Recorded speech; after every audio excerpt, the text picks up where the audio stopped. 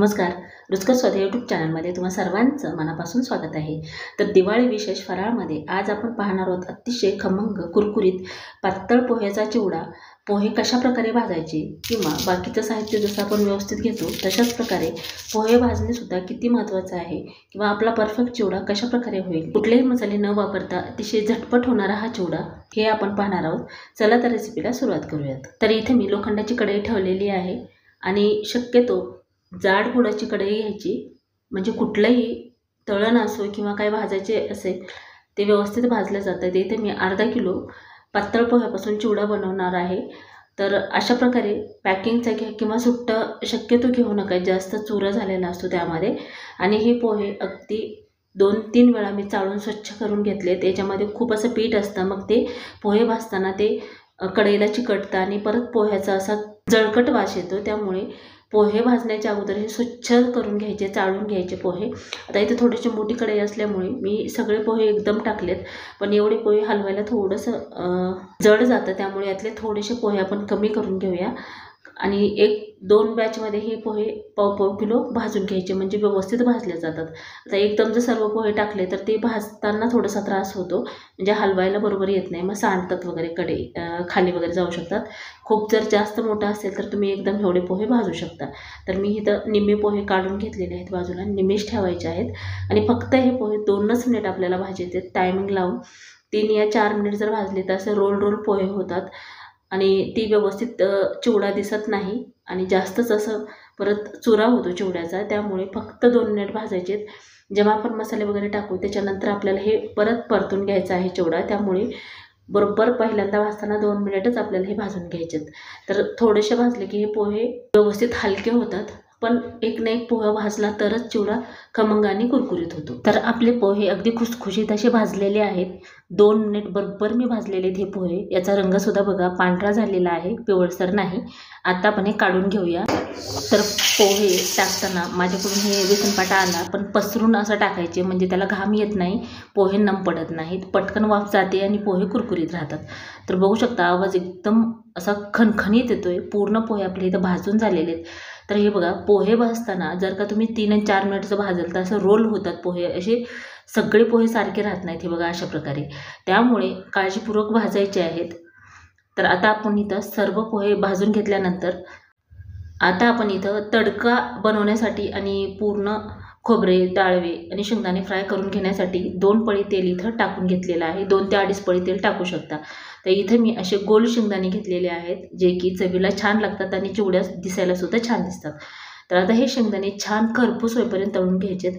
ते लाल पण खूप झाले नाही पाहिजे किंवा असं जास्त जर करपले किंवा जास्त तळले गेले तर त्याची चव व्यवस्थित लागत नाही. त्यामुळे तळतळ वाजले की एक शेंगदाणा चेक करायचा, जोपर्यंत त्यातलं पांढरं पण सुद्धा नाहीसं झालं नाही पाहिजे आणि कुरकुरीत पण शेंगदाणे झाले पाहिजे. अशा प्रकारे आपल्याला हे तळून घ्यायचे आहेत. तर हे बघा, ह्याचे सालं थोडेसे अद्दर झालेली आहेत आणि तडतडसुद्धा आवाज येतो हे शेंगदाण्याचा. एखादा शेंगदाणा चेक करायचा आणि जर का वाटलं शेंगदाणा नाही तळले, परत एकदा टाकायचं, परत तळायचं. म्हणजे प्रत्येक वेळी जेव्हा आपण काढतो शेंगदाणे त्यावेळेस 2 ते 3 वेळा हे चेकच करायचं, तेव्हा आपले शेंगदाणे परफेक्ट असे भाजतात. तर थोडंसं मी एक शेंगदाणा बाजूला करून घेतलं आहे, ती चेक करूया.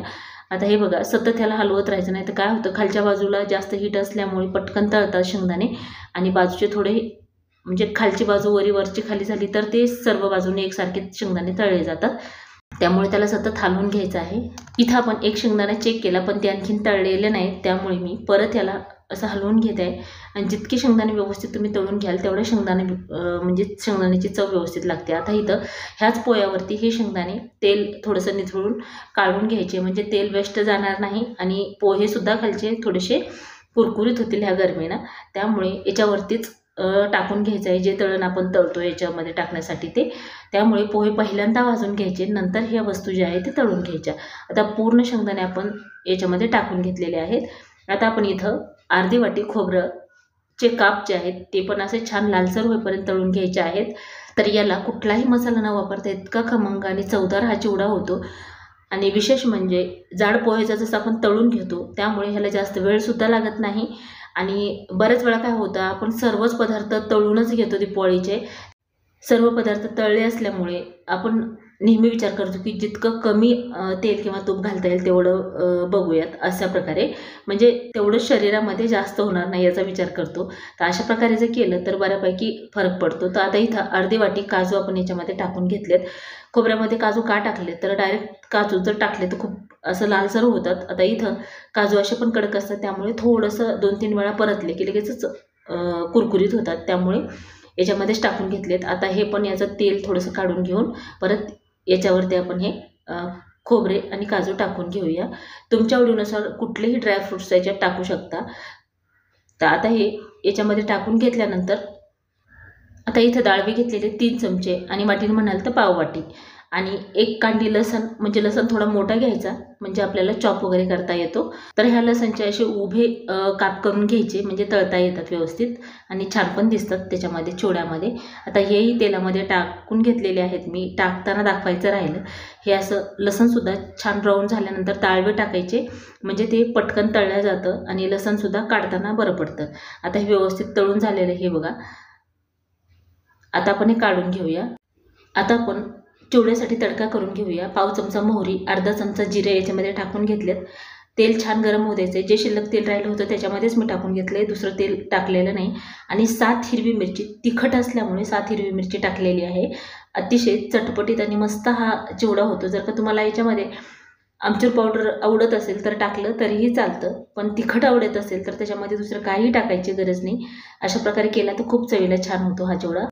मिरची शेवटी का तळायची तर आपण ही तडका करून चिवड्यामध्ये टाकणार आहोत, तर तेलामध्ये तिखटपणा उतरतो आणि चिवड्याला लागतो पूर्ण, त्यामुळे शेवटी मिरची आणि हे तळायचं. आणि मिरची जी आहे ती कुरकुरीत होईपर्यंत तळून घ्यायची म्हणजे चिवड्यामध्ये नम पडणार नाही. आता आपण याच्यामध्ये 4 ते 5 दांडे कढीपत्त्याचे टाकून घेतलेले आहेत. कढीपत्ता स्वच्छ धुवून कोरडा करून घ्यायचा म्हणजे थोडंसं सुकवून, त्यामध्ये पाणी राहिलं नाही पाहिजे. हे पटकन परतला जातो कोरडा करून घेतल्यानंतर. आता आपण याच्यामध्ये गॅस जे आहे ते मी बंद केलेला आहे. अर्धा चमचा हळदी पावडर टाकलेली आहे. आता आपण याच्यामध्येच मीठ टाकून घेऊया. तर मीठ बघा अगदी असं खूप भरून नाही तसंच मीठ टाकणार आहोत. आणि पाव चमचा लाल तिखट टाकलेला आहे म्हणजे नंतर मीठ टाकायची सुद्धा गरज पडत नाही.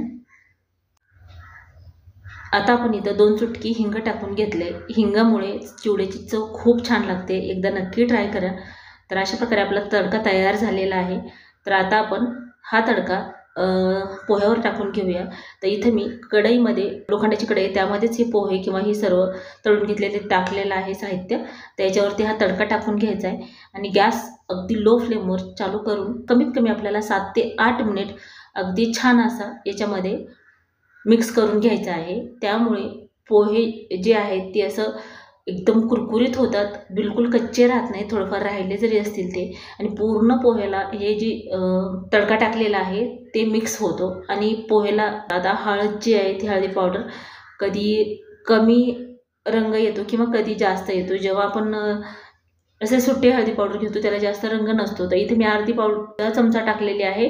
जर का तुम्हाला वाटलं तर तुम्ही थोडीशी हळदी पावडर जास्तही टाकू शकता. आता आपण जसं जसं हे मिक्स करू तसं तसं याला छान कलर येतो.